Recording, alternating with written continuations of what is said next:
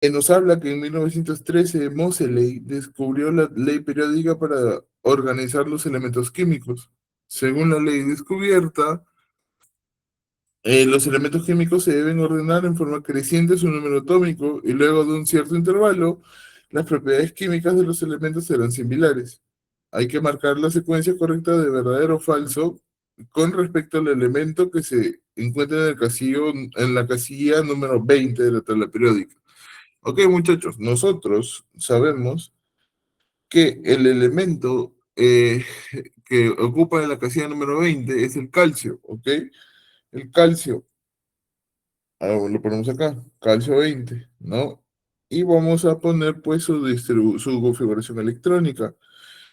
Vamos a hacerlo de la manera convencional, vamos a hacerlo paso por paso, 1s2, 2s2, 2p6, 3s2, 3p6 y acaba en 4s2. Lo puedes corroborar sumando pues los electrones que están en cada uno de los niveles, ¿no? Ok, una vez hecho eso, analizamos las preposiciones. ¿Es un metal representativo? Mm, verdadero. ¿Por qué, muchachos? Porque los metales representativos son aquellos cuyos electrones de valencia están en los subniveles S o P, es decir, pertenecen al grupo A. Grupo A. Y el que tiene su nivel S, entonces cumple para que sea un metal representativo. Dos, se ubica en el cuarto periodo y grupo 2A. Ok, muchachos, el periodo se determina por el nivel de energía más alto. En este caso, ¿cuál sería el nivel más alto que ha llegado el calcio? Sería el 4, ¿ok? Y el grupo se determina por los electrones de valencia. Al tener dos electrones en el nivel 4, que es el nivel más alto, pertenece al grupo 2A. Entonces nosotros podemos decir, una vez explicado esto, que esta segunda proposición también es verdadera. 3. Sus propiedades químicas son similares al elemento 38. Ok, muchachos, ¿quién es el elemento 38? El elemento 38 es el estroncio. Ok, estamos hablando del estroncio. Eh, Su configuración del estroncio, cuando nosotros la desarrollamos, acaba en 5s2. Ok, muchachos. Entonces, ¿pertenece al mismo grupo que el calcio? Sí, ¿por qué? Porque tiene dos electrones de valencia en su último subnivel, ¿no? Entonces podemos decir que ambos comparten químicas similares, cumpliendo con la ley periódica que se ha mencionado pues en el ejemplo. Entonces, veo que ya había gente que había puesto su clave, está correcta. La clave correcta es la letra E. Pregunta número 2. Determine el periodo y grupo al que pertenece el elemento cuyo electrón tiene los números cuánticos 4, 1, más 1 y más un medio. ¿Ok? Ok, muchachos, entonces, ¿qué nos indica? Nos indica, pues, ¿qué nos indica el primer número cuántico? En el primer número cuántico nos dice, pues, el nivel principal de energía, pues, ¿no? Entonces nosotros vamos armando nuestra configuración electrónica, 4. El segundo número cuántico, que es el azimutal, ¿a qué nos hace indicar? Nos hace indicar al subnivel, ¿cierto? Al subnivel 1. Ok, si es 1, ¿en qué subnivel estaríamos hablando? Estaríamos hablando del subnivel P, ¿ok? Más un medio, perdón, el nivel magnético, el número magnético, más 1, y el spin, más un medio. Para el subnivel P, como nosotros sabemos, para el subnivel P hay tres orbitales, 0, más 1, menos 1, ¿ok? Entonces el número magnético nos habla que es más 1. Y para que el spin sea positivo, entonces, según la regla de Hunt, tiene que cumplirse que solamente hayan tres orbitales. Porque recuerden que si, perdón, tres electrones. Recuerden que un electrón que apunta hacia arriba me habla de un spin positivo. Y si tuviera un electrón que apunta hacia abajo, sería un spin negativo. Entonces, muchachos, nosotros hablamos podemos decir que la representación final de mis números cuánticos es la siguiente configuración electrónica. Acaba en 4p3. ¿Qué es lo que me piden, muchachos? Me piden hallar grupo, periodo y grupo. Ok, muchachos, fácil. Ubicación. Para nosotros poder hallar el periodo, ¿cuál es el periodo? El periodo es el grupo, perdón, es el nivel más alto al que ha llegado. Entonces el periodo sería 4.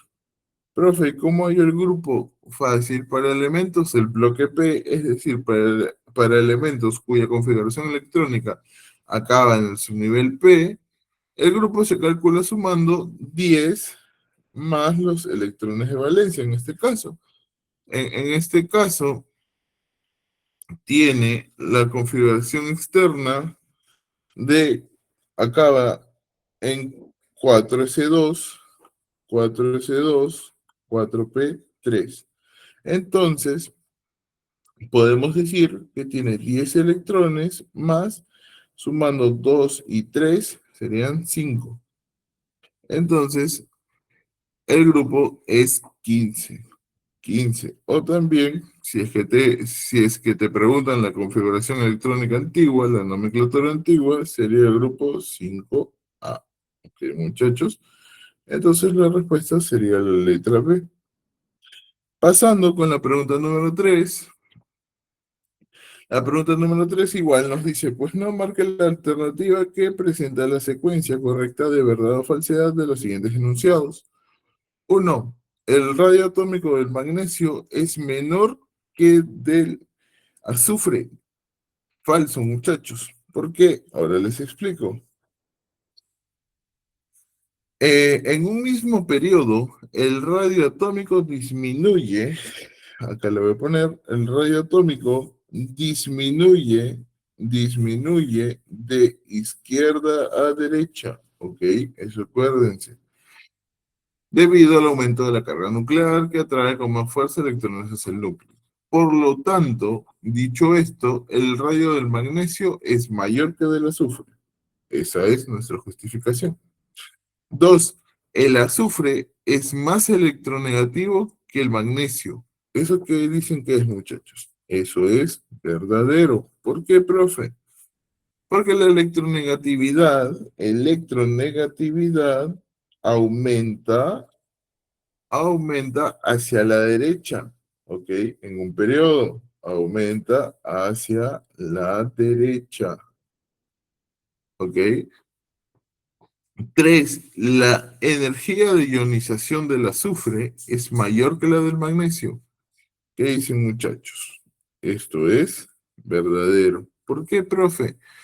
Porque la energía de ionización también aumenta hacia la derecha en un periodo, ¿ok?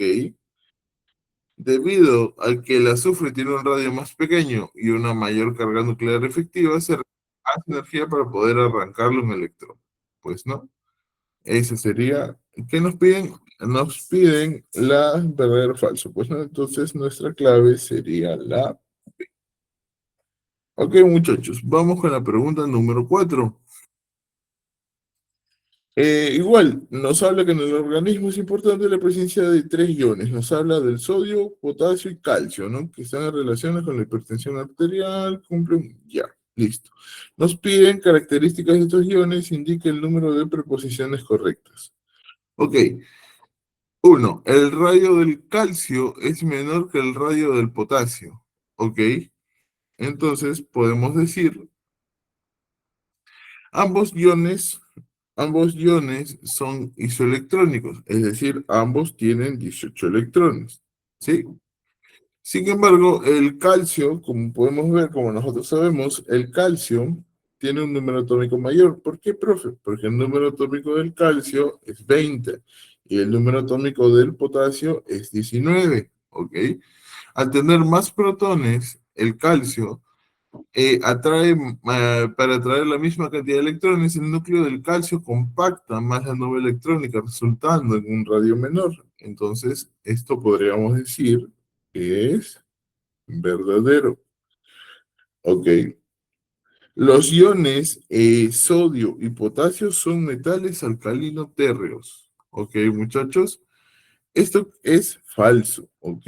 Porque estamos hablando de elementos del grupo 1A. ¿Y cómo se llaman los metales? Perdón, los elementos del grupo 1A, estos son llamados alcalinos. Alcalinos. Si es que fuese grupo de elementos del grupo 2A, esos sí serían alcalino térreos, ¿ok? Esa es la principal diferencia. Ok, vamos con la pregunta 3. Bueno, con la capítulo 3. Los tres iones, sodio, calcio y potasio, no son isoelectrónicos. Ok, eh, ya hemos visto, ya hemos visto, vamos a sacar los electrones, repito, de cada uno. El sodio, su Z, me lo ponen como ion. El ion sodio tiene como número atómico tiene pues 11, ¿no? Yo lo había puesto. Entonces, hallando de una manera rápida sus electrones, van a ser 10, va a tener 10 electrones. El potasio, el potasio, que ya se las había puesto, muchachos, acá arriba, va a tener 18 electrones, el ion potasio. ¿Por qué? Porque, bueno, arriba había puesto que su número atómico ya era 19, ¿cierto? Entonces, el potasio va a tener 18 electrones. Entonces, de acá nomás ya se cumple que no van a ser isoelectrónicos los dos. ¿Por qué? Porque el sodio tiene 10 electrones y tanto el calcio y el potasio tienen 18. Entonces, esto sería falso. En el capítulo número 4, el sodio y el calcio son iones de metales alcalinos. Incorrecto, muchachos. El sodio es alcalino, pero el calcio es alcalino térreo, ¿ok? Los dos no son alcalinos, ¿sí? Hay que tener en cuenta eso. Acápite número 5. Los iones sodio y calcio pertenecen al grupo 1A y 2A respectivamente. Eso es, muchachos, eso es verdadero. ¿Sí, muchachos? El sodio se ubica en el grupo 1A y es un alcalino, un metal alcalino, y el calcio se, se encuentra en el grupo 2A, es un alcalino térreo. Entonces, ¿qué es lo que nos piden, muchachos? Nos piden las correctas, el número de proposiciones correctas. Son correctas uno, uno, eh, 1 y 5, ¿no? 1 y 5, no son isoelectrónicos. Ah, claro, esto sería verdadero, pues. Como no son isoelectrónicos, cumple. Entonces, la clave sería la letra C. Está bien. Pasamos a la 5.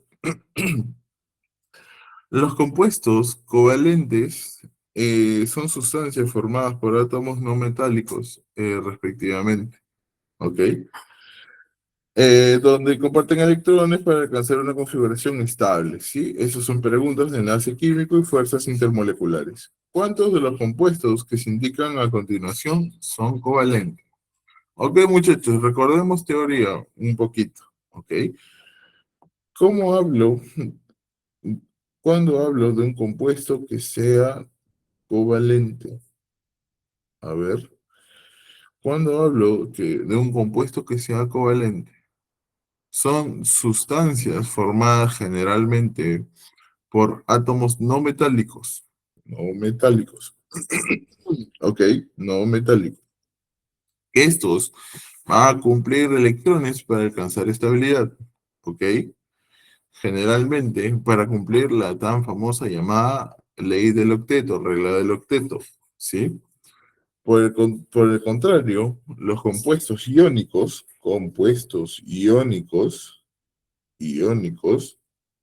estos suelen involucrar la unión de un metal más un no metal. ¿Ok? Dicho esto, muchachos, Se los voy a resaltar para que lo puedan tener. Vamos a comenzar analizando cada uno de estos, ¿ok?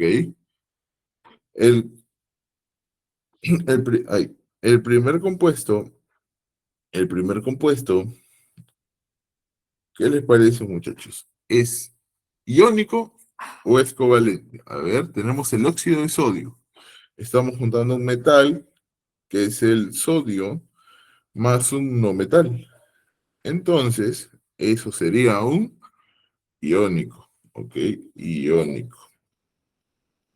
El segundo, que es el clorato de potasio. El clorato de potasio, ¿qué estoy combinando acá? Estoy combinando un metal que es el potasio, más compuestos no metales.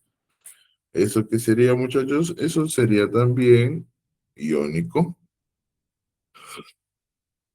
El, el tercer compuesto, que es el metano, ¿ok? El metano. El metano, qué estoy juntando acá? Estoy juntando un no metal más otro no metal. Entonces esto sería un enlace covalente. Covalente, ¿ok? Cuarto compuesto, tenemos al sulfuro de hidrógeno. Sulfuro de hidrógeno. De una manera más rápida, vemos que el no metal es el hidrógeno y y el azufre también es un no metal. Eso también sería un covalente, ¿ok? Siguiente, tenemos al sulfato de cobre. Sulfato de cobre. Ok, muchachos, el cobre es un metal y los demás, tanto el oxígeno y el azufre son no metales. Entonces, esto es un iónico. Iónico. Ok, seguimos con el siguiente. Tenemos al dióxido de carbono. Dióxido de carbono. Ok, dióxido de carbono, tenemos un no metal, que es el carbono, y otro no metal, que es el oxígeno. Eso sería un covalente. ¿Ok? Covalente. Siguiente, tenemos el ácido sulfúrico, H2SO4. ¿Ok? ¿Qué vemos en el H2SO4? Tenemos tres no metales, tenemos el hidrógeno, el azufre y el oxígeno. Entonces, esto sería un covalente. ¿Ok? Seguimos, seguimos con el propano, C3H8, propano. El propano tenemos dos no metales, tenemos el carbono y el hidrógeno. Al juntar dos no metales, esto es un covalente, ¿ok? Covalente. Seguimos con el siguiente compuesto, que es la fosfina, PH3. También llamamos fosfina, ¿ok? Acá que estamos juntando un no metal más otro no metal, que es, muchachos, fácil, covalente, covalente. Y tenemos por último al cloruro de potasio, cloruro de potasio,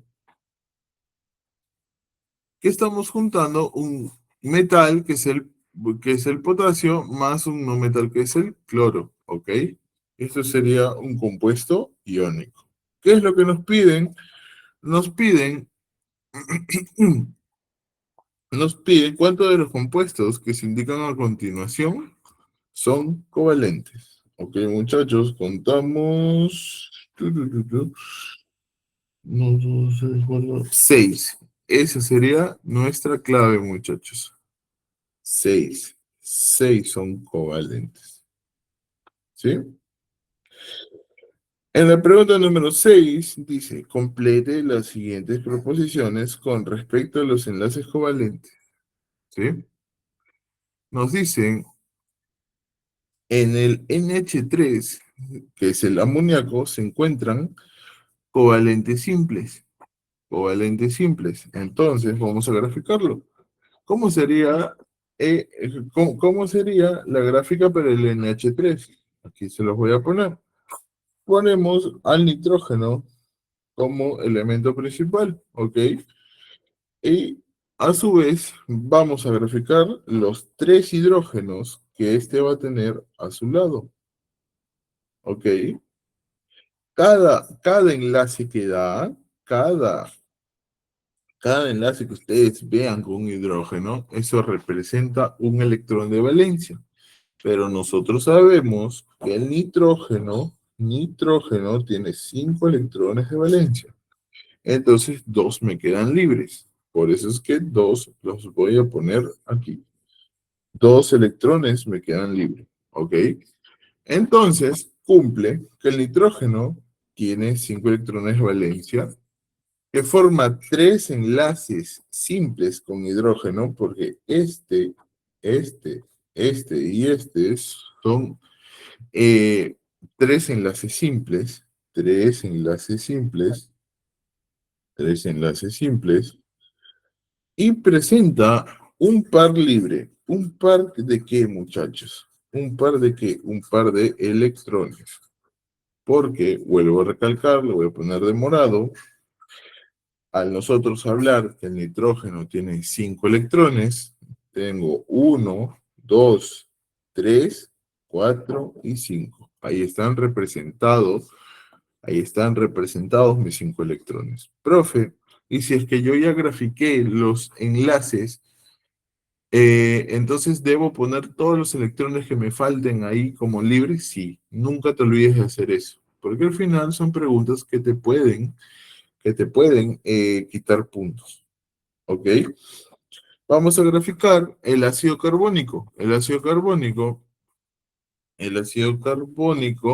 lo vamos a graficar. Vamos a poner, vamos a poner al carbono de central. Tengo, tengo un oxígeno, un hidrógeno, otro oxígeno, un hidrógeno y debería tener un enlace doble con un hidrógeno, con un oxígeno, para que pueda cumplir la regla del octeto. Entonces, acá, ¿qué es lo que vamos a ver? Vamos a ver, esto de hecho lo podemos disgregar, lo podemos hacer de una manera diferente.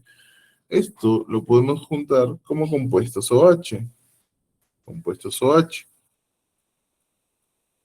Y así quedaría más resumida nuestra, nuestra gráfica del ácido carbónico. Entonces, aquí, ¿qué vamos a observar, muchachos? Aquí vamos a observar un enlace doble entre carbono y oxígeno. Vamos a ver dos enlaces simples, carbono, oxígeno, acá.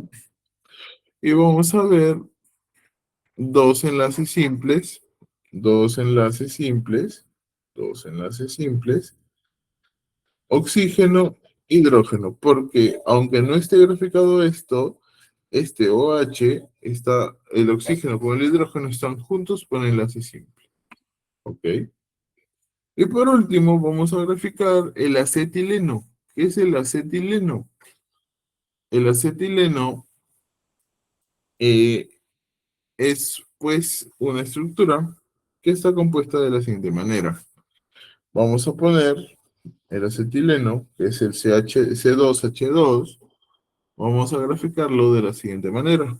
Ponemos el carbono, los carbonos como centrales, ponemos al hidrógeno, y pues ahora simplemente vamos a rellenar enlaces, perdón, para que pueda cumplir que el carbono siempre tiene que estar unido, o siempre tiene que cumplir, eh, tener 4 electrones de valencia. Aquí iría un enlace triple. ¿Por qué, profe? Porque para cada carbono le corresponden 4 electrones de valencia.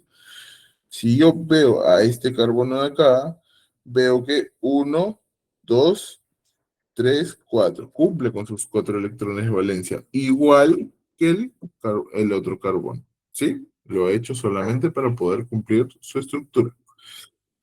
Este enlace triple, este enlace triple me va a representar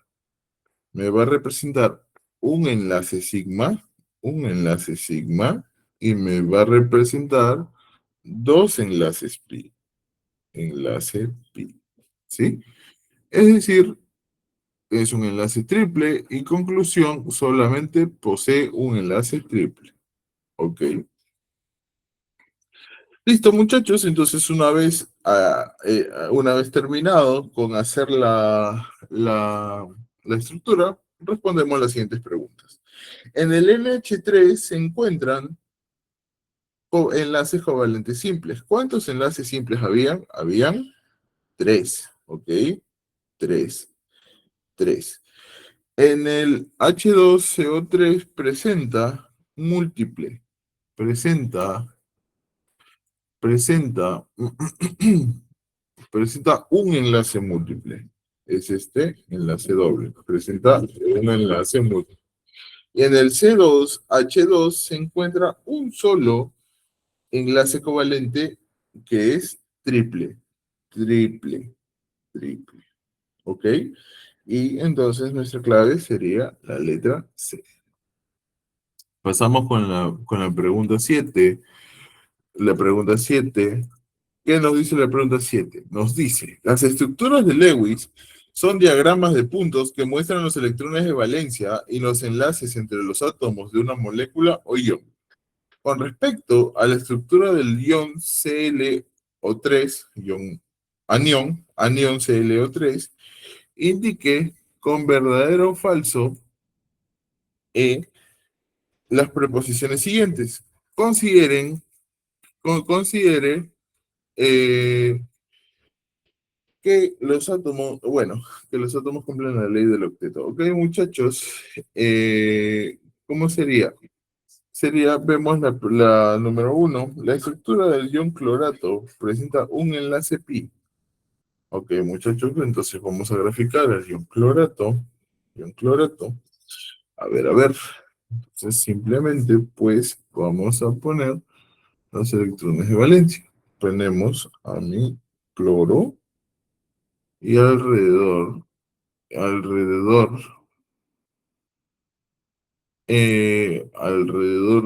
de un clorato pongo a mis oxígenos, ¿no? Oxígeno, a mi oxígeno, a mi oxígeno, oxígeno acá, ok,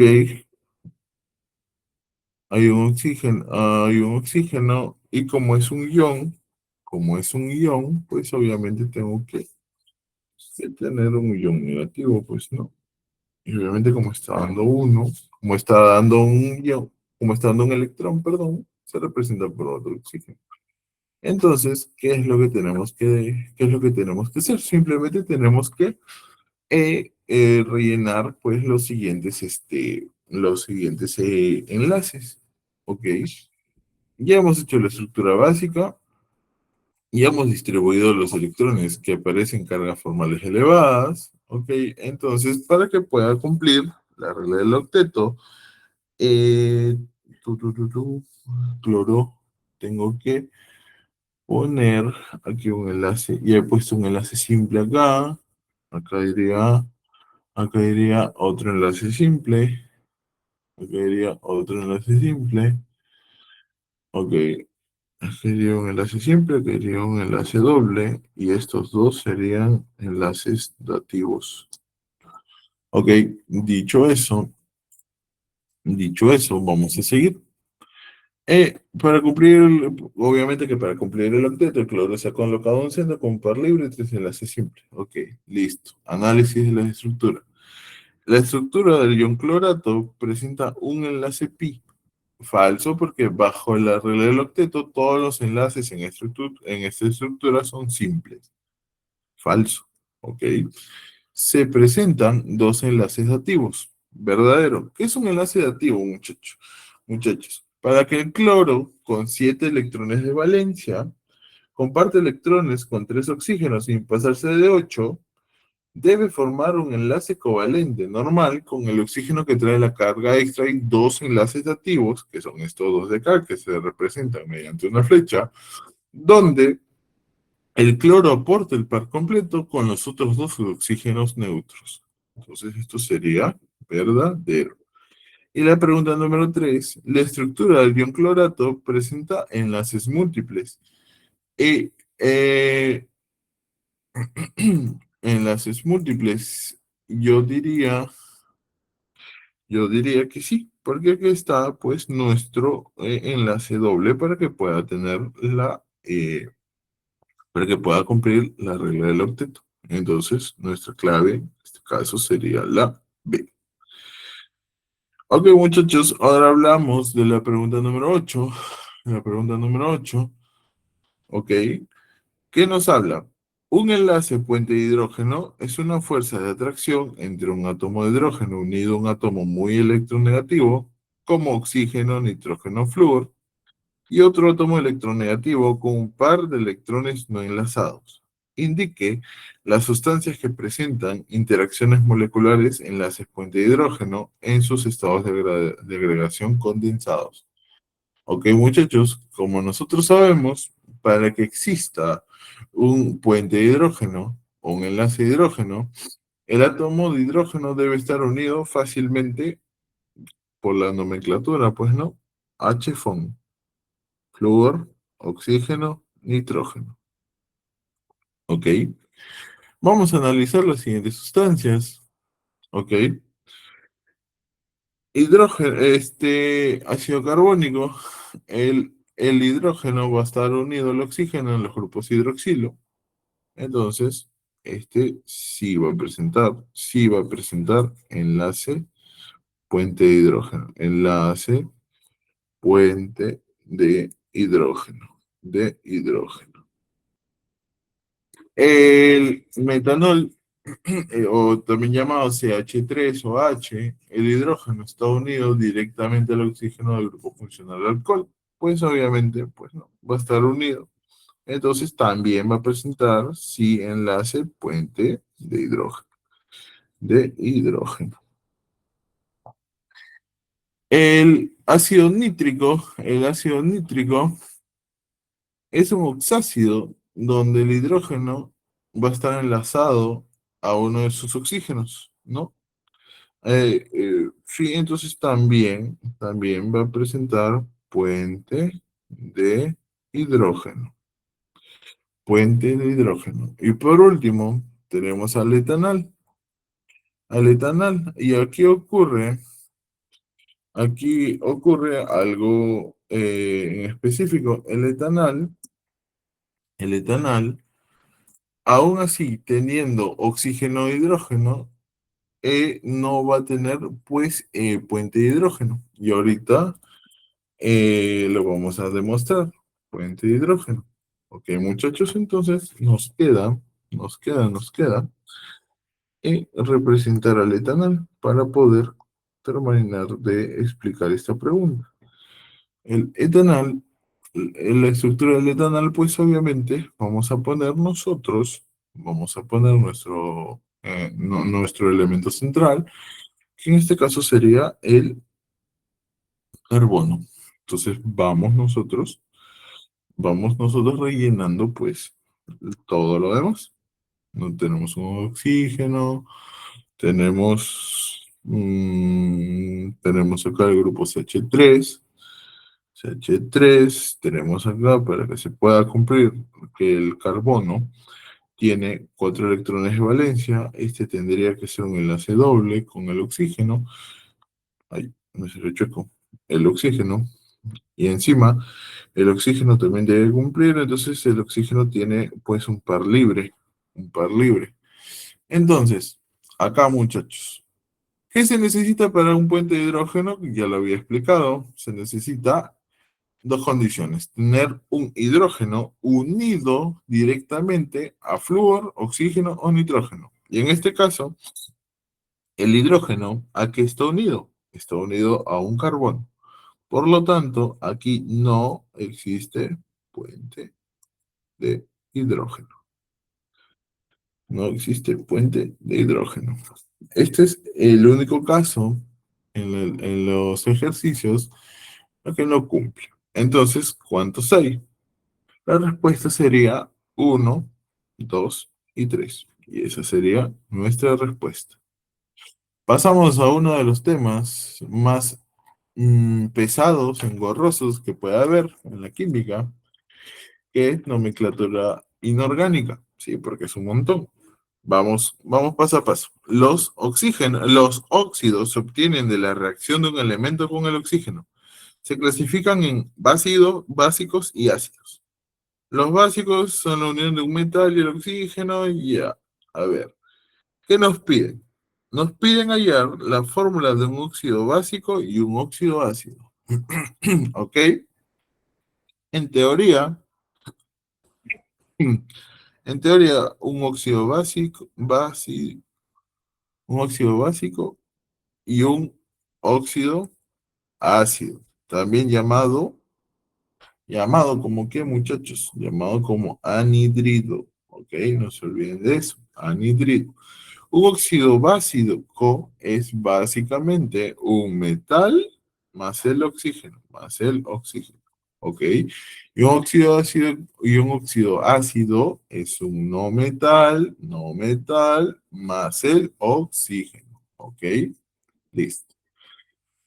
Un datito más para que se lleven a casita, para que aumenten su nivel, es que el óxido básico tiene carácter iónico y al reaccionar con agua forman hidróxido, forman bases, ¿ok? En cambio, el óxido ácido tiene carácter covalente y al reaccionar con agua forman oxácidos, ¿ok? Listo. Entonces, vamos a analizar la respuesta correcta. Vemos la primera. Vemos el Cr2 o 3 y el óxido de manganeso, perdón.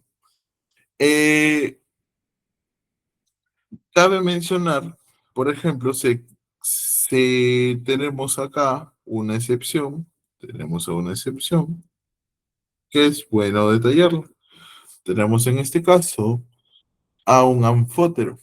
Ok, el Cr2 o 3 es un anfótero. ¿Qué es un anfótero, profe? Si es que no te acuerdas, un anfótero es un óxido que puede actuar como ácido o base. Ok. Y el MnO es un óxido básico. Entonces, esta alternativa no cumpliría con eso. La B, tenemos CaO y el NO2.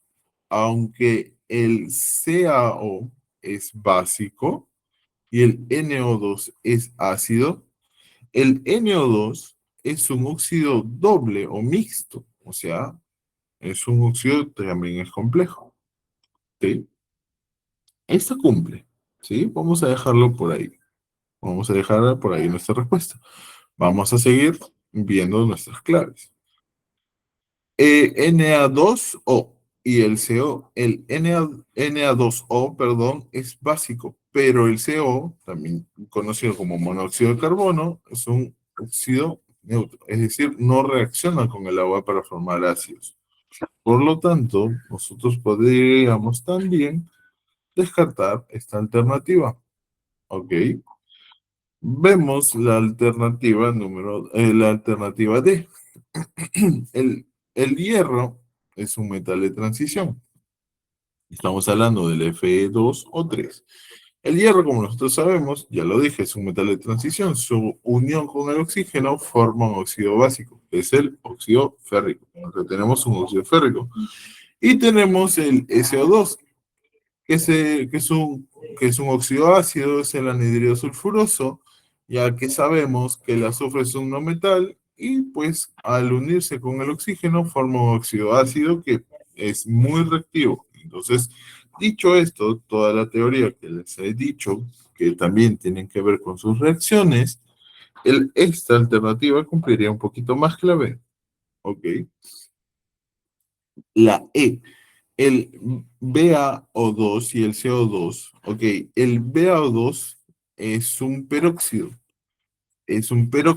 ok, ya que el oxígeno actúa con estado de oxidación -1, por lo que no entra, pues, en la clasificación solicitada. Entonces, nuestra clave, la que más se acomoda a lo que nosotros buscamos, es la letra D. Esa sería mi clave. 10. Nos hablan de las sales oxisales, son compuestos ternarios formados por la combinación de un metal y un anión poliatómico que contiene oxígeno. ¿Ok? Ok. A ver, debemos verificar, nos piden identificar bueno, indicar la cantidad de sales que están correctamente nombradas. ¿Ok? Vemos la primera, vemos el Na2SO4, que le dicen, que ponen que es sulfito de sodio. Ok. Nosotros sabemos, muchachos, que para que esto pase, ok, que para que esto pase, el sulfito de sodio, bueno, este anión, el anión SO4, el anión, proviene del ácido sulfúrico, ok, proviene del ácido sulfúrico. ¿Por qué? Porque esto era el ácido sulfúrico. El ácido sulfúrico pierde sus dos hidrógenos, por lo tanto queda con la carga negativa. Por lo que el nombre correcto de esto sería sulfato de sodio. Sulfato de sodio. El sulfito sería Na2SO3. Ok, muchachos, esto, esto es incorrecto, es falso. Esto debería llamarse, acá pongo su nombre correcto, sulfato de sodio. Ok. Vemos el segundo acápite. Sulfato férrico. Sulfato férrico. El hierro actúa con su mayor estado de oxidación. Ok. El hierro actúa con su mayor estado de oxidación. Ok. Por lo tanto, podríamos decir que esta alternativa es correcta. Ok. Esta alternativa es correcta porque, a ver, sulfato férrico, vamos a ponerlo acá. Vamos a ponerlo acá, muchachos. Vamos a hacer un espacio, sulfato férrico. Ok, listo. El sulfato férrico, ok. Nosotros sabemos que el sulfato tiene carga. Sulfato, igual como arriba. El sulfato pues tiene carga. Hay tres sulfatos, ok. Entonces, hay tres sulfatos. Tres. Entonces, el hierro estaría trabajando, aquí lo pongo, el hierro estaría trabajando con su estado de oxidación más 3. Por lo tanto, cuando tiene su estado de oxidación más 3, sí le corresponde el nombre férrico, férrico. Entonces, esta alternativa está correctamente nombrada. Pasamos a la siguiente. Profe, ¿qué pasaría? ¿Qué pasaría si yo identifico a que en este compuesto el hierro ha trabajado con su estado de oxidación más 2?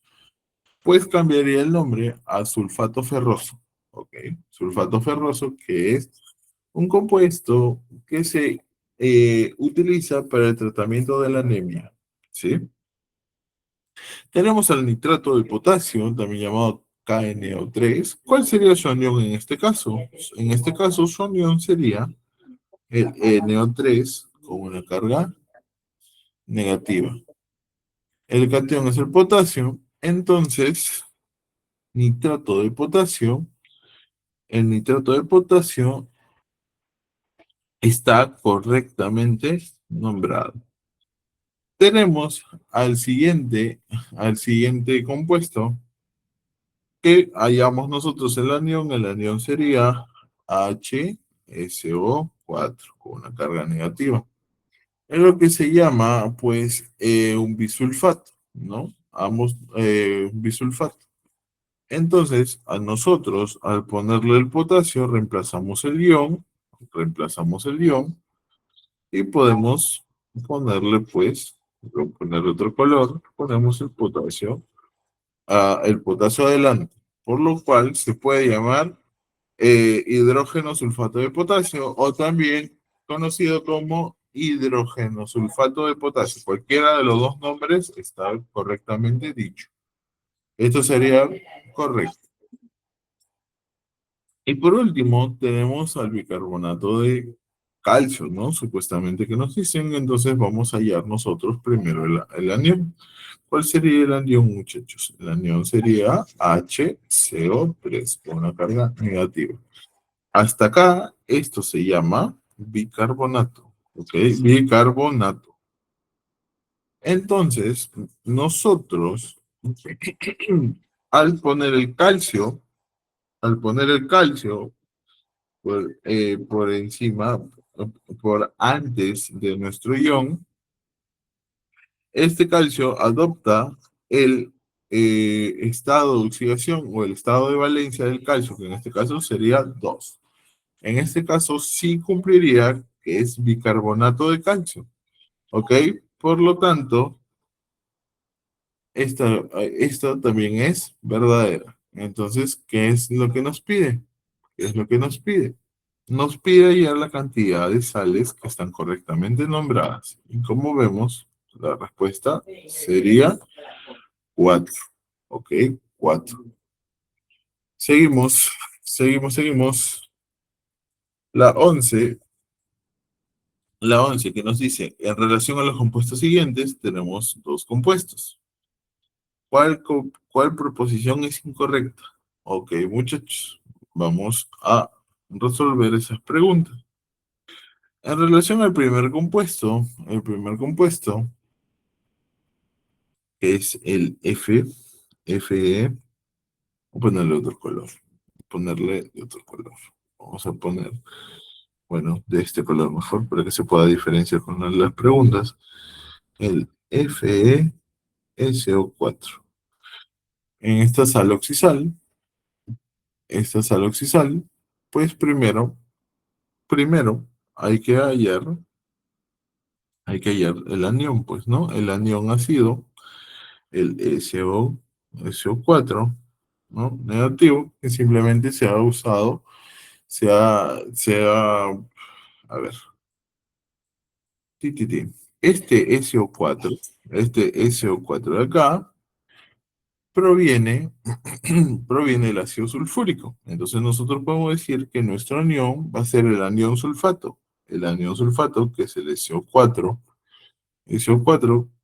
con una carga negativa de -2. ¿Por qué? Porque esto proviene del ácido sulfúrico, que es H2SO4, ¿ok? Donde el azufre tiene un estado de oxidación de +6, ¿ok? Entonces, esto es el sulfato de hierro. Sulfato, sulfato de hierro. Y el otro, y el otro, y el otro compuesto es el CuNO2. Esto es, hallamos anión, este anión nitrito, que tiene carga negativa, este proviene del ácido nitroso, NO2, donde el nitrógeno va a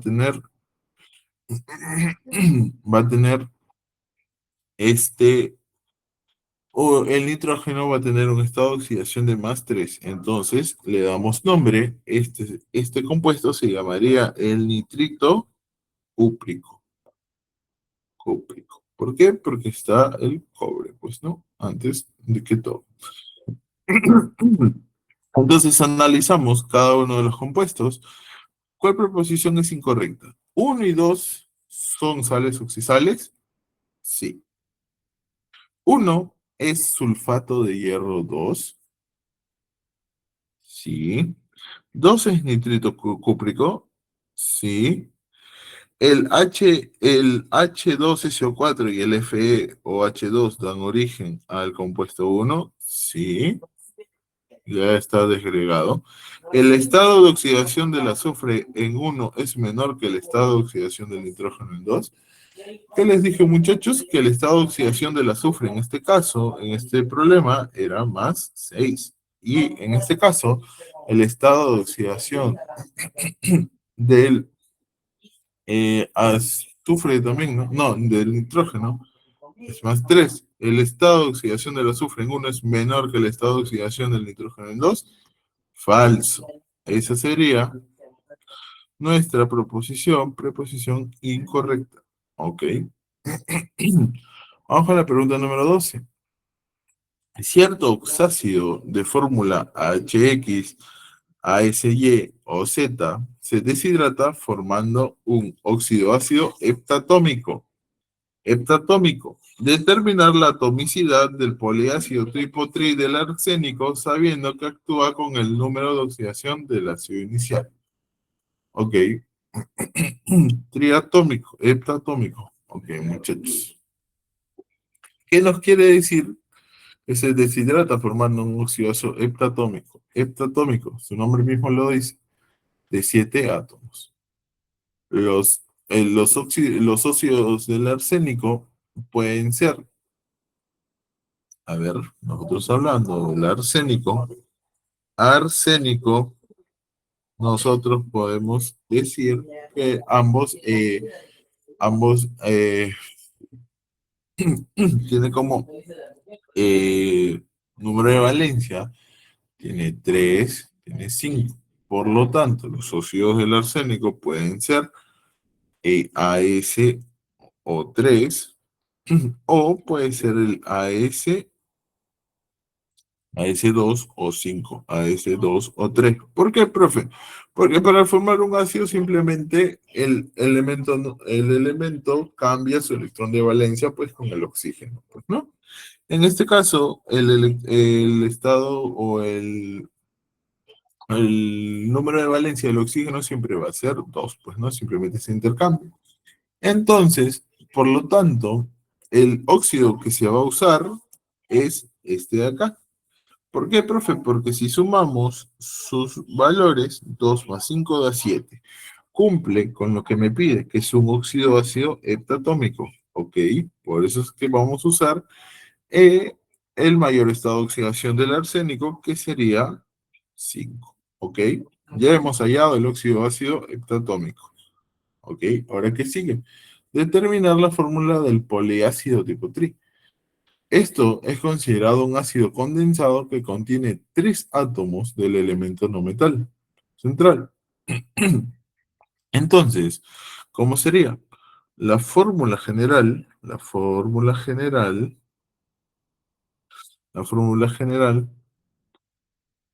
para un poliácido de valencia impar con 3 átomos centrales sería, pues hasta el momento, HX, AS3 o Z, donde la carga debe ser cero. Pues no, debe ser cero.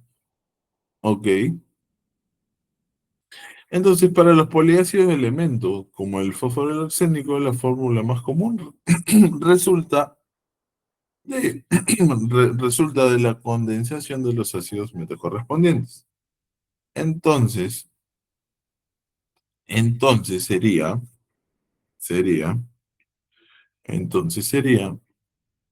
eh, tres veces, tres veces, 3H, 3H, ¿cómo sería? 3H, AS o 3H2O, ¿no? Sí, a ver. A ver, H2OH. A ver, déjeme calcular un segundo. Ah, ya está.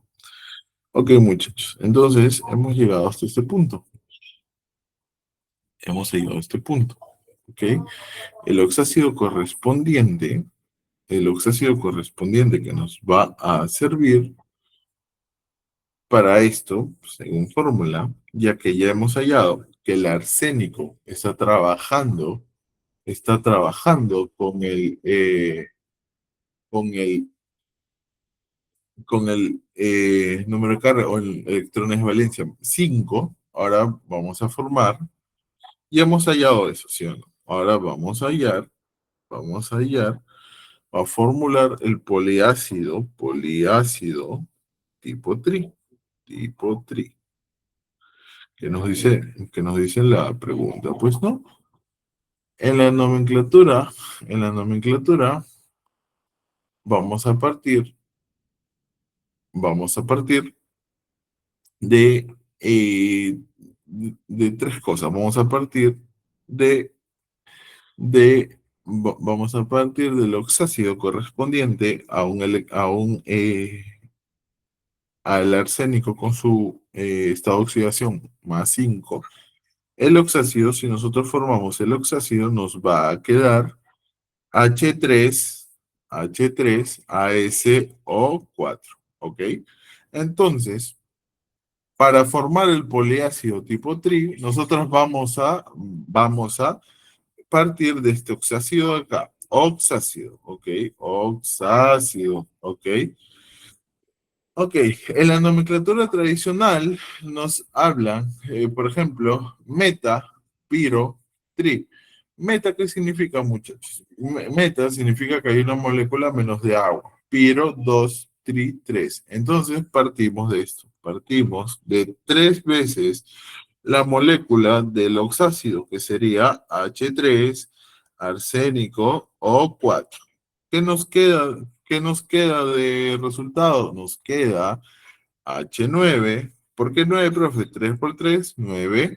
Arsénico 3, oxígeno 12. ¿Qué vamos a hacer, muchachos? Vamos a eliminar moléculas de agua para formar el triácido, ¿ok? Moléculas de agua. En este caso, vamos a quitar 2 moléculas de agua. Entonces, esto vamos dándonos como resultado H5, arsénico 3, oxígeno 10. Y esto sería nuestra respuesta. Bueno, nuestro triácido resultante. Ok, ¿qué es lo que me piden? Me piden hallar o determinar la atomicidad del poliácido con el mismo número de oxidación que el ácido inicial. Ok, ya lo hemos hallado. Entonces, vamos a calcular simplemente los átomos. Tengo 5 átomos de hidrógeno, 3 de oxígeno y 10 de el oxígeno. A ver, tri. Ah, ya, muchachos. Si me están pidiendo, sean tri, serían restarle 3, perdón, me equivoqué. Serían restarle 3 moléculas de agua. Entonces sería H9, AS3, O12, menos, lo pongo de otro color, 3 por 2, H6, y 3 por 1, 3. Entonces tengo que quitarle esto. Entonces nos queda como respuesta, nos quedaría, tengo 9 hidrógenos, le quito 6, me quedarían 3 hidrógenos, el a ese quedó igual, el oxígeno sería 12 menos 3, 9. Entonces, ahora sí, vamos a sumar su, vamos a sumar su atomicidad. 3 más 3, 6, más 9, 15. Y esa sería mi respuesta. Ahora, muchachos, un poliácido tipo tri, acá lo voy a poner. Hay tres prefijos principales, ¿ok? Está el meta, piro, tri. El meta me dice que le quitas una molécula de agua. El piro es que le quitas 2 moléculas de agua. Y el tri, en este caso, porque me piden el poliácido tipo tri, era sacarle 3 moléculas de agua. Y esto sería mi respuesta. Vamos con la pregunta número 11. La pregunta número 11, que ya es perdón, 13. La pregunta número 13, que ya nos habla de un tema que es un poquito más llevadero, que es estado gaseoso, que nos habla el ácido sulfídrico en disolución acuosa es un hidrácido de fórmula H2S. Este gas más pesado es inflamable, incoloro, bueno, ok, nos meten un montón de floro. ¿Cuántos gramos de azufre contienen un volumen de 65 litros de H2S, de ácido sulfídrico, medidos en condiciones normales? Ok, muchachos, cuando nosotros nos dicen en condiciones normales, ¿Qué nos dice? ¿Qué se cumple? Se cumple que un mol es igual a 22,4 litros. Entonces, ¿qué nos piden hallar? Nos piden hallar nos piden hallar moles de ácido sulfídrico. En este caso, en condiciones normales, se cumple que el número de moles es igual al volumen sobre 22,4. En este caso, en este caso, veo que N será igual a 65 sobre 22,4, que esto me da aproximadamente 2,9 mol. Ok, muchachos, ya he hallado eso. Entonces, ¿cuál es la fórmula atómica del azufre?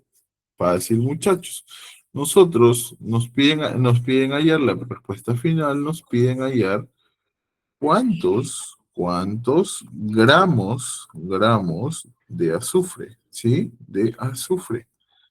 Ok, muchachos, sabemos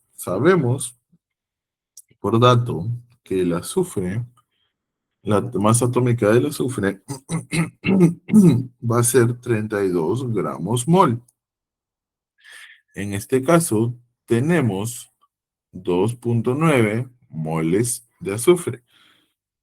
Tenemos 2,9 moles de azufre por 32, que es su peso. ¿Cuánto nos quedaría? Nos quedaría aproximadamente 92,8 gramos. Y esa sería nuestra respuesta a la pregunta número 3. La 14, ¿qué nos dice la 14? La ecuación general de los gases ideales se desarrolla siempre y cuando la masa del gas sea constante en todo el proceso. Se tiene en un laboratorio un sistema gaseoso que se encuentra en una temperatura de 27 grados. Si su volumen aumenta un 50% y su presión disminuye en 20, determinar su temperatura final. Entonces, ¿qué fórmula podemos usar, muchachos? Podemos usar la ley combinada de los gases. ¿Cómo es esa fórmula, profe? Fácil, mira, aquí te la dejo. Presión 1 por volumen 1 sobre temperatura 1 tiene que ser igual a presión 2 por volumen 2 sobre temperatura 2. ¿Ok? Entonces, simplemente, ¿qué nos queda? ¿Qué nos queda?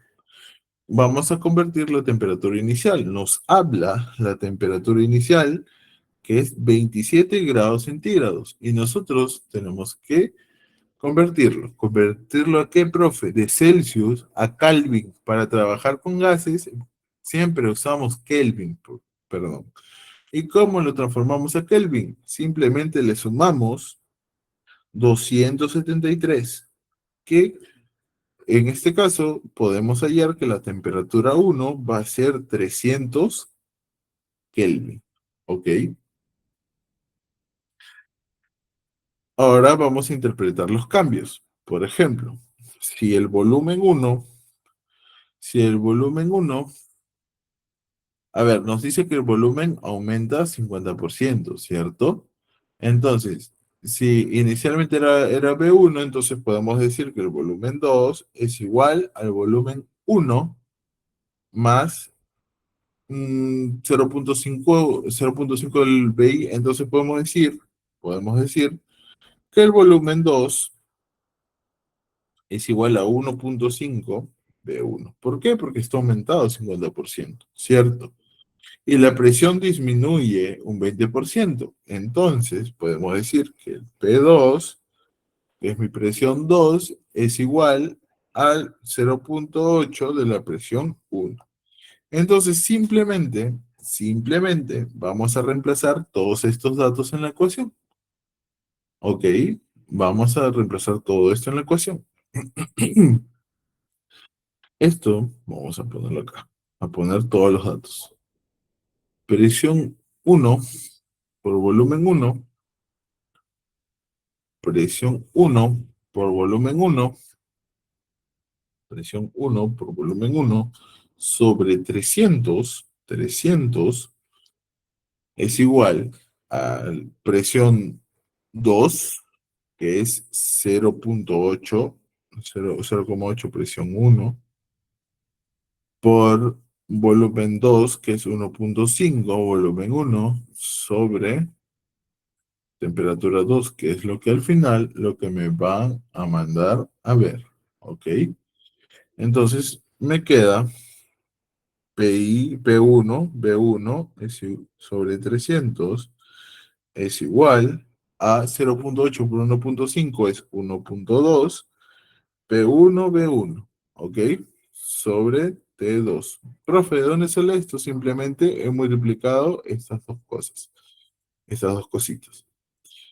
Hacemos que P1 con B1 se vayan. ¿Qué nos queda? Nos queda que 1 sobre 300 es igual a 1.2 sobre temperatura 2. Y esto desarrollándolo, muchachos, hallamos que la temperatura 2 es igual a 360 Kelvin. De seguro ustedes han podido hacerlo con unas variables un poco más asequibles. Yo siempre he trabajado así, siempre me ha gustado complicarme la vida, pero al final se van a dar cuenta que la respuesta pues es la misma. Entonces la respuesta en la pregunta número 14 sería 360 Kelvin. Ok, muchachos, seguimos con las preguntas. Nos dice, los hidrocarburos son una mezcla de compuestos cuya fórmula general es CXHY. Ok. Nos dice, son una fuente principal de energía calorífica en el laboratorio de la Faustino, convenientemente en la Faustino. ¿Qué nos dice? Se tiene una mezcla gaseosa conformada por 6,023 por 10 a la 24 moléculas de metano, 448 litros de etano a condiciones normales y 440 gramos de propano. Si la presión de la mezcla es 12, determinar la presión parcial de propano en atmósferas. Ok, muchachos. Esta es una pregunta un poco más hecha, pues, ¿no? Ok, muchachos. Esta pregunta es una típica de la ley de Dalton, ¿ok? La ley de Dalton. ¿Qué nos dice? ¿Qué nos dice la ley de Dalton? O también llamada la ley de presiones parciales, ¿ok? La idea clave es que la ley de Dalton nos dice esto. Nos dice esto.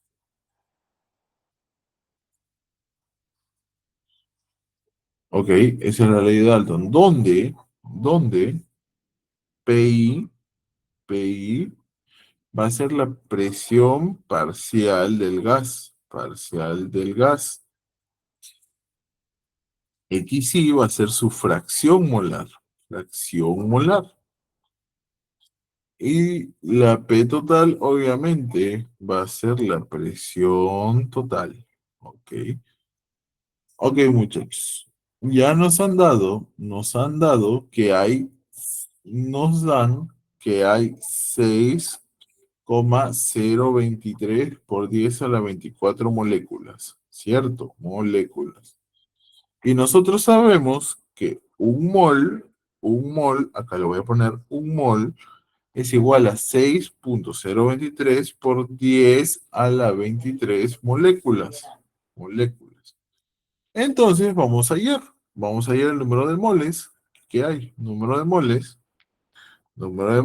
es igual a 6,023 por 10 a la 24, que es lo que nos dan, sobre lo que vale el mol, 6,023 por 10 a la 23 mol. Mol con mol se van y nosotros hallamos que hay 10 moles. ¿Ok? Hemos hallado que hay 10 moles. Ahora, ¿qué es lo que vamos a hacer? Vamos a hallar los moles de C2H6, que es el primer compuesto que nos dice. Nos dan ¿ok?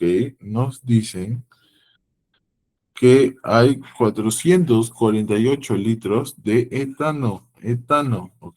Primero acá vamos a poner un acápite para el etano. Vamos a trabajar con el etano C2H6, ¿ok? Etano. Nos dan que hay 448 litros a condiciones normales. ¿Ok? Recordemos que un mol en condiciones normales, un mol es igual a 22,4 litros. ¿Ok? Hallando número de moles es igual a 448 sobre 22,4, que eso tiene que ser, o sale, que hay 20 moles de etano. ¿Ok? ¿Ok? Ahora, hasta ahora, hasta ahora, y hemos hallado esto. Ahora vamos a hallar el siguiente compuesto, que es el propano, ¿ok? Propano, propano, ¿ok? Propano, que es el C3H8, C3H8, ¿ok? El propano, ¿qué nos dice el propano? Nos dan 440 gramos, ¿ok? Nos dan 440 gramos, ¿ok? Entonces vamos a calcular su masa molar de este propano. El propano tiene 3 átomos de carbono y tiene 8 átomos de hidrógeno. ¿Ok? Listo. ¿Cómo hallamos su masa molar, muchachos? Usamos lo que nos da el problema. Acá nos lo dice.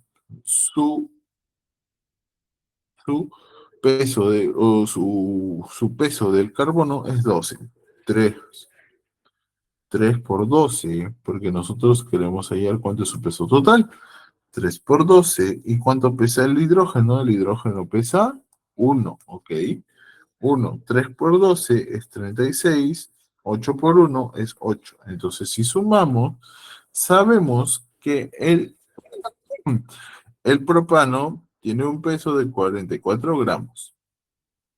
Entonces, nosotros vamos a hallar sus moles. Moles es igual a 440 gramos sobre 44.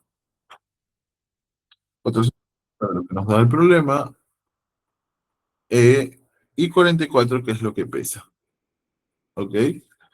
Entonces, hallo que de propano hay 10 moles. ¿Ok? Ahora hallamos los moles totales, muchachos. Moles totales. Vamos a hacer otro más espacio. Ahora ponemos como paso que vamos a hallar moles totales. Moles totales. ¿Ok? Moles totales. De metano, porque acá hemos hallado del metano. Del metano, ¿cuántos moles habían, muchachos? Habían 10. Del etano, ¿cuánto había? Habían 20 moles. Y del propano hay 10 moles. Entonces, haciendo un cálculo matemático sobrehumano, hallamos que hay 40 moles en total. ¿Ok? 40 moles en total. Ahora vamos a hallar la fracción molar. Vamos a hallar la fracción molar de cada uno de los elementos, de cada uno de los compuestos que nos hemos propuesto encontrar. Tenemos metano,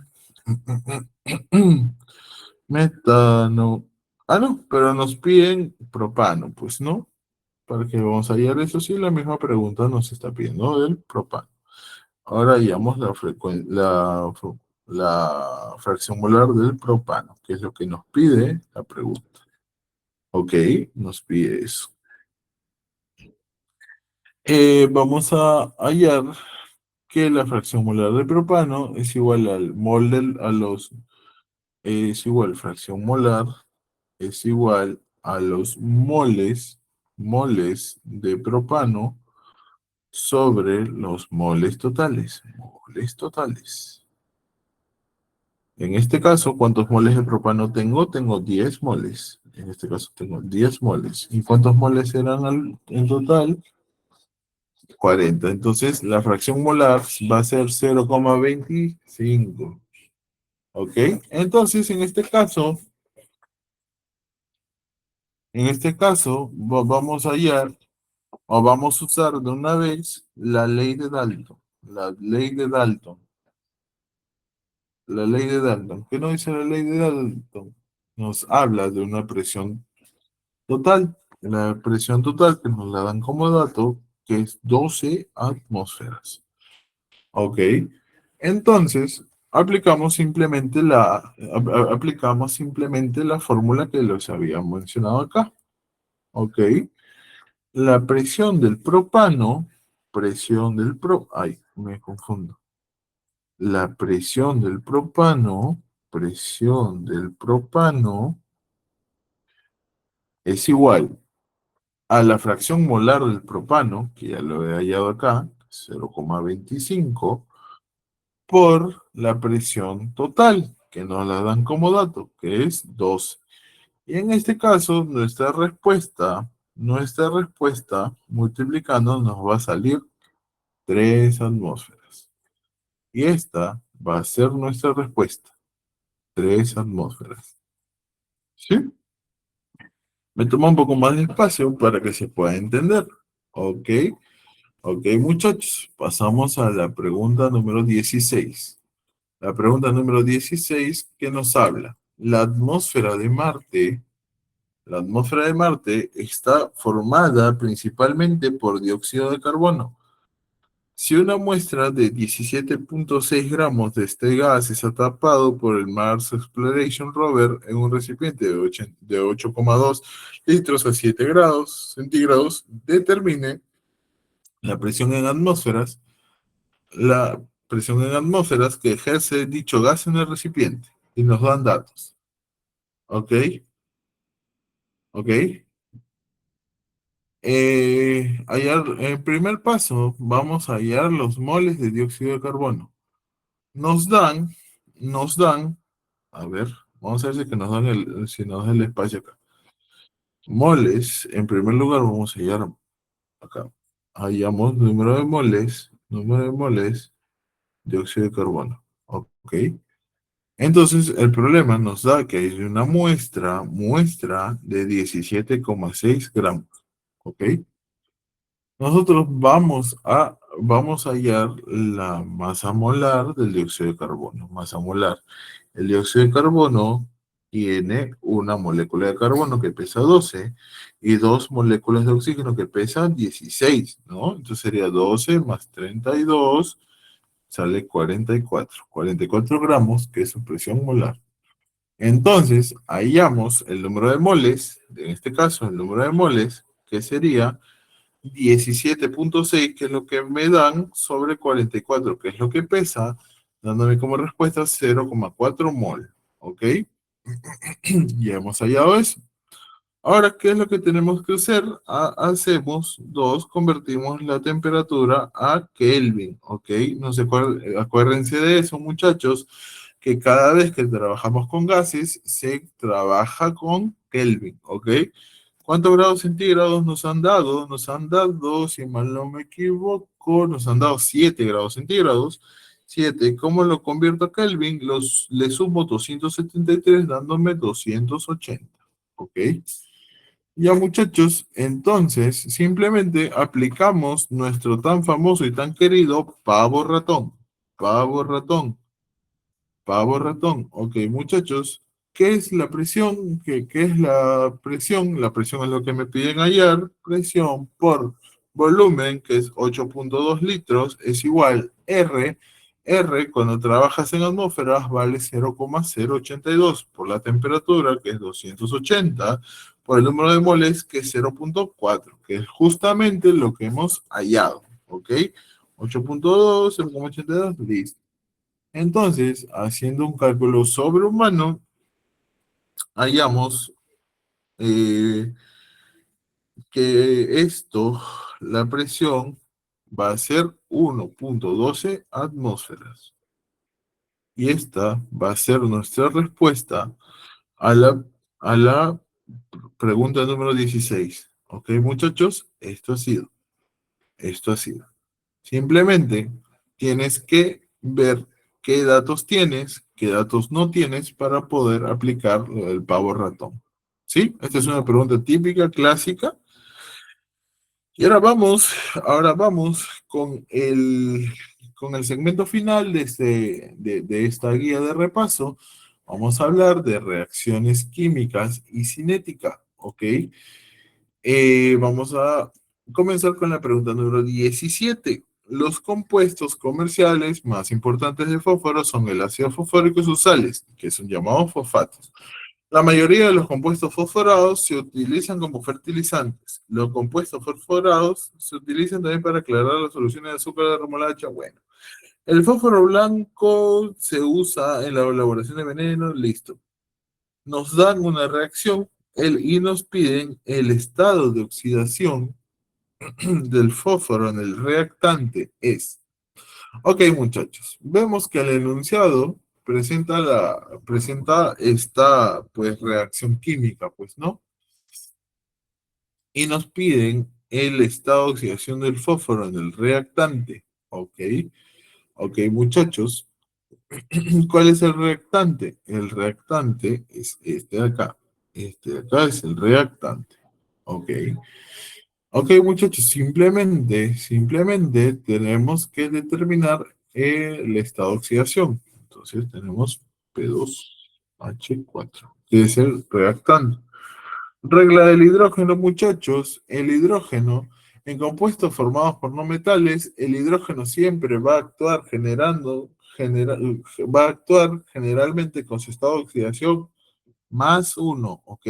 Más uno. Y recuerden, muchachos, el segundo principio, el principio de la neutralidad, que la suma de estados de oxidación de todos los átomos en una molécula neutra debe ser cero, ¿ok? Cero. Yo no sé cuál es su estado de oxidación del fósforo, por lo tanto le voy a poner X, ¿ok?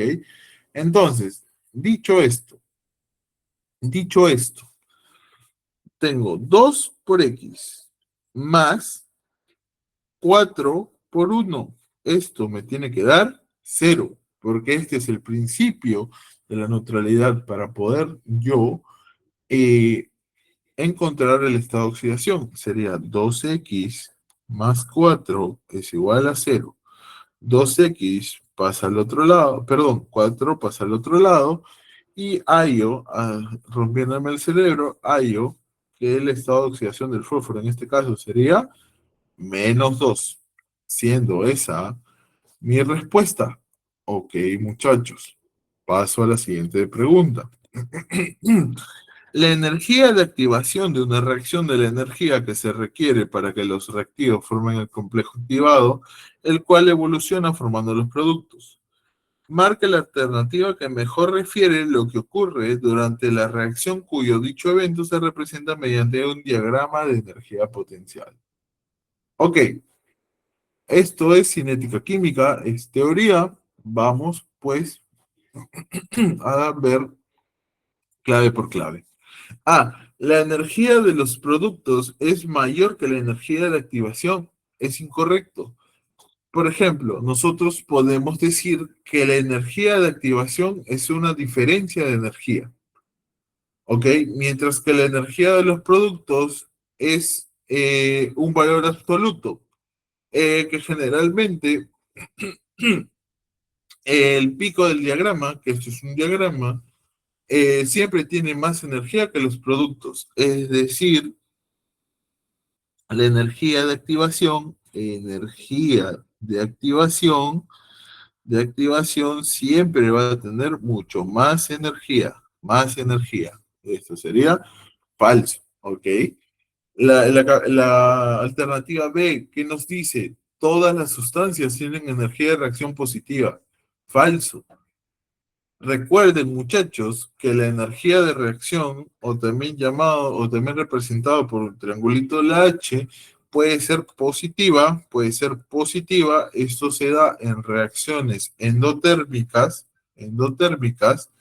o puede ser negativa. Esto se da en reacciones exotérmicas, ¿ok? Dependiendo también si los productos tienen más o menos energía que los reactivos. Esto sería falso. Ok. Alternativa C. El complejo activado es la especie que tiene mayor energía.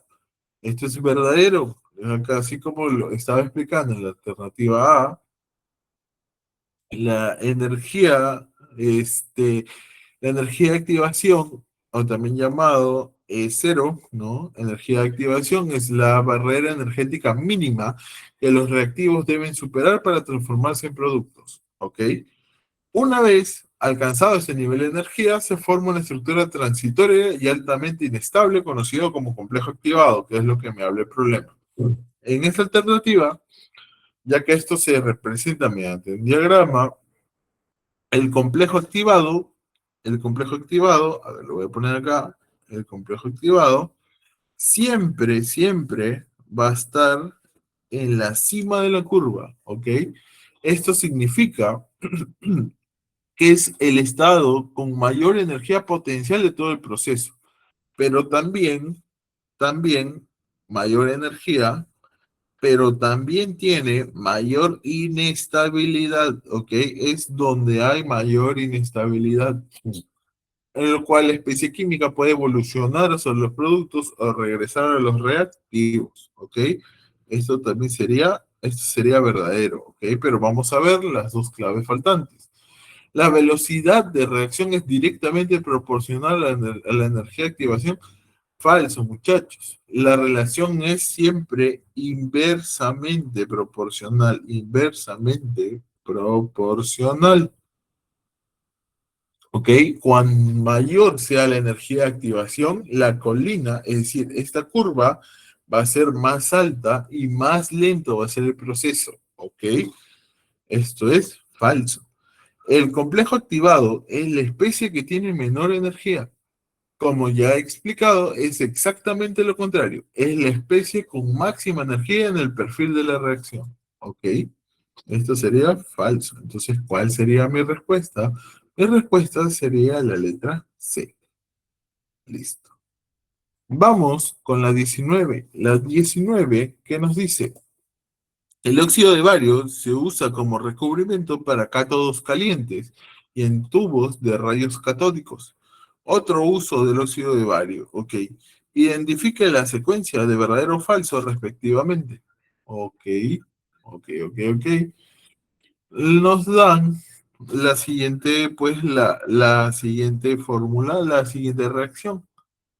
La siguiente reacción. Ok, el acápite número uno nos dice, es endotérmica y redox a la vez. Es endotérmica. Esta ecuación nos indica claramente la adición de calor, ok, muchachos, en el lado de los reactantes, lo cual significa que el sistema absorbe energía para que la reacción ocurra. Entonces, es endotérmica. Si es endotérmica. Y redox, ¿por qué? Porque existe un cambio en los estados de oxidación, ¿ok? Acá, por ejemplo, en el peróxido de bario, acá en el peróxido de bario, acá el oxígeno tiene como estado de oxidación -1, y para que se cumpla la ley de la neutralidad, el bario tendría que tener +2 de estado de oxidación, ¿sí? En cambio, en los productos, el oxígeno en el BA2, el oxígeno libre, por ejemplo, acá nomás podemos ver el cambio. En el oxígeno gaseoso este tendría 0. Entonces hay diferencia de los estados, pues no, de oxidación. Entonces es redox. Podemos decir que la alternativa uno es verdadera. Ok. Proposición 2. El oxígeno se oxida y se reduce a la vez. ¿Esto cómo se llama, muchachos? Esto se llama un proceso de dismutación. Dismutación. ¿Qué es eso, profe? Eso pasa cuando hay un elemento, por ejemplo, que parte de un estado de oxidación. Algunos ganan un electrón, y es decir, se reducen, y otros pierden uno, es decir, se oxida. En este caso, tengo el oxígeno.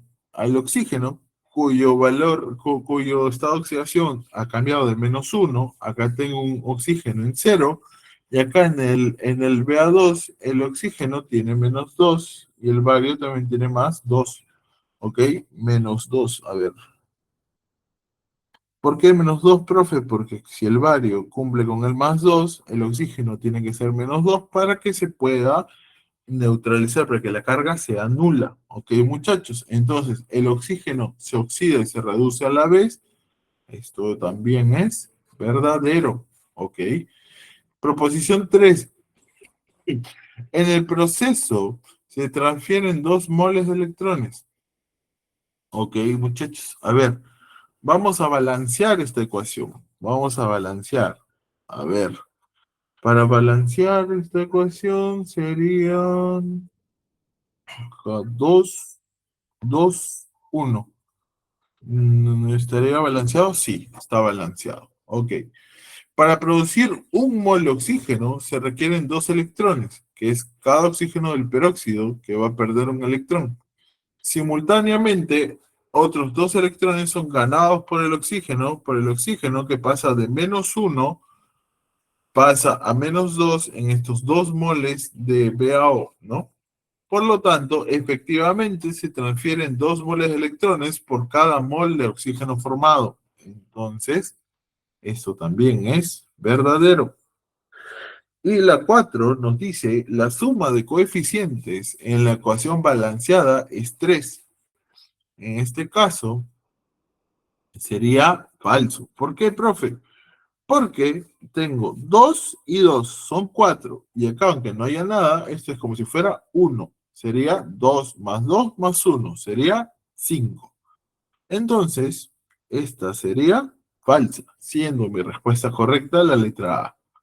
Esa sería mi respuesta correcta. Y por último, muchachos, tenemos al último problema, que es la pregunta número 20. ¿Qué nos habla? Agua potable contiene carbonatos, bicarbonatos, iones calcio, iones magnesio, etcétera, por lo cual se le conoce como agua dura. Esto ocasiona la formación del sarro en las tuberías de agua o en las paredes del recipiente donde se hierve el agua. Para removerlo se utiliza ácido clorhídrico según la reacción. Nos dan la reacción. ¿Ok? Nos dan la reacción.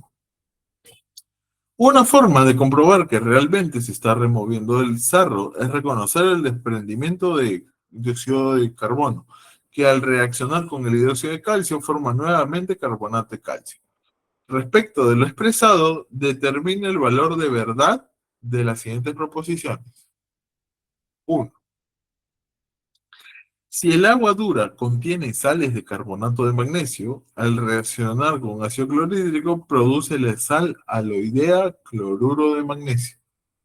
Esto podemos decir que es verdadero. ¿Por qué, muchachos? Porque en la ecuación o en el balanceo se ve que la agua dura contiene tanto iones de magnesio, ¿ok? El magnesio. El sarro, ¿por qué podría estar formado? A ver, muchachos, el sarro estuviera compuesto por carbonato de magnesio, sarro.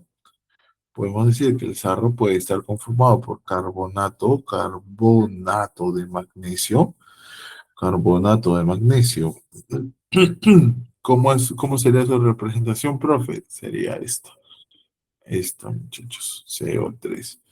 Este reaccionaría, este podría reaccionar con el ácido clorhídrico, ¿ok?